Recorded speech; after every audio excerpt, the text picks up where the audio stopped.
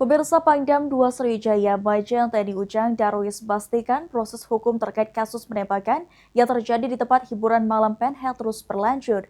Kejadian tersebut disebut menjadi pelajaran bagi prajurit Kodam 2 Sriwijaya agar tidak melanggar peraturan hukum.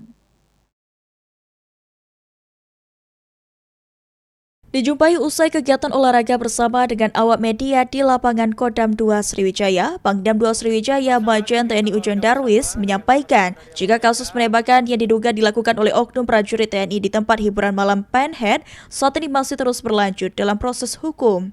Pangdam menegaskan setiap prajurit yang terbukti bersalah akan diproses hukum sesuai perbuatannya. Menurutnya, kejadian tersebut menjadi pelajaran bagi seluruh prajurit Kodam 2 Sriwijaya agar tidak melakukan tindakan yang melanggar hukum. Yang salah ya kita hukum, ya kan itu. Jadi pembelajaran bagi prajurit kami bahwa ada hal-hal yang tidak boleh dilaksanakan. Itu dilanggar sehingga diproses hukum. Ada himbauan nggak? Pangdam juga menyebut pihaknya selama ini telah berulang kali memberikan himbauan dan peringatan kepada seluruh prajurit agar selalu menjaga disiplin dan tidak melakukan pelanggaran. Jika terbukti melanggar, maka akan diproses sesuai ketentuan hukum yang berlaku. Tim Liputan, PAL TV.